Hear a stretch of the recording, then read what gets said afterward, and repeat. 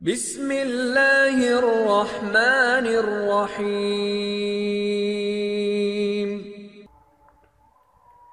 بسم اللہ الرحمن الرحیم نحمدہ ونصلی علی رسولہ الکریم، اما بعد۔ ایک مسئلہ شب برات کے بعد والے دن یعنی 15 شعبان کے روزے کا بھی، اس کو بھی سمجھ لینا چاہیے۔ وہ یہ کہ سارے ذخیرہ حدیث میں اس روزے کے بارے میں صرف ایک روایت ہے کہ شب برات کے بعد والے دن روزہ رکھو۔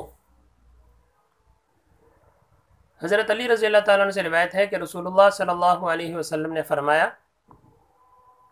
جب نصف شعبان کی رات آئے تو اس رات کو قیام کرو اور دن کو روزہ رکھو۔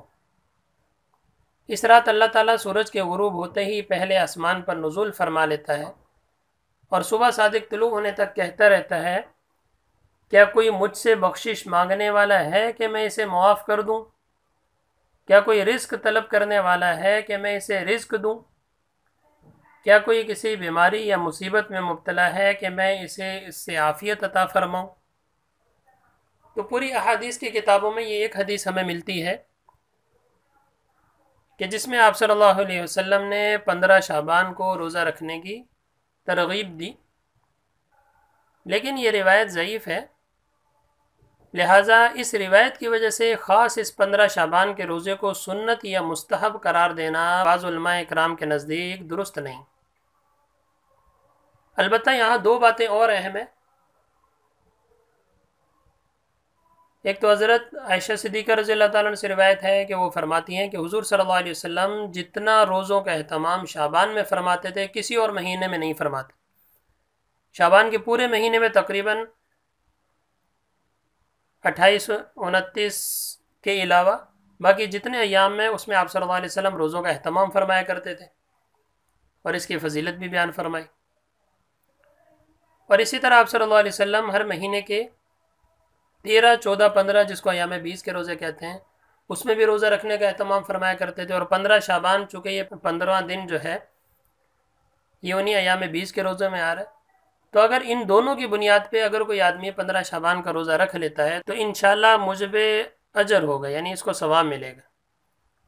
لیکن خاص 15 تاریخ کی خصوصیت کے لحاظ سے اس روزے کو سنت قرار دینا بعض علماء کرام کے نزدیک درست نہیں۔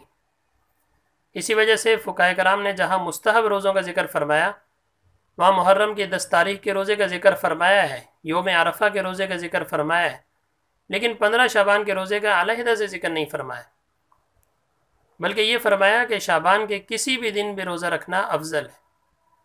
بہرحال اگر اس نقطہ نظر سے کوئی شخص روزہ رکھ لے تو انشاءاللہ اس پر ثواب ملے گا، باقی کسی دن کی کوئی خاص خصوصیت نہیں۔ اور یہاں یہ بھی عرض کر دوں کہ شریعت میں ہر معاملے کو اس کی حد کے اندر رکھنا ضروری ہے، ہر چیز کو اس کے درجے کے مطابق رکھنا ضروری ہے۔ دین اسی چیز کا نام ہے۔ جیسا کہ ظہر کی نماز ہے کہ شریعت نے حکم دیا کہ 4 رکعت فرض ہیں، اگر کوئی آدمی یہاں پہ 4 کے بجائے 6 رکعت پڑھے گا تو اس کی 4 رکعت بھی پوری نہیں ہوگی، کیونکہ شریعت نے ہمیں حکم دیا کہ یہاں پہ 4 پڑھو۔ فجر میں شریعت نے حکم دیا 2 فرض پڑھو، وہاں اگر کوئی 4 پڑھے گا تو اس کی نماز ہی نہیں ہوگی۔ تو اس وجہ سے جس طرح ہمیں شریعت نے حکم دیا اور جہاں دیا اس کو اسی لحاظ پہ رکھنا، اسی کا نام دین۔ اگر اس سے آگے بڑھتے ہیں یا اس سے پیچھے ہٹتے ہیں تو پھر یہ نفس کی پیروی ہے، پھر اس کو دین نہیں کہیں گے۔ تو اس وجہ سے اگر کوئی آدمی 15 شعبان کا روزہ رکھ لے تو انشاءاللہ ثواب ملے گا،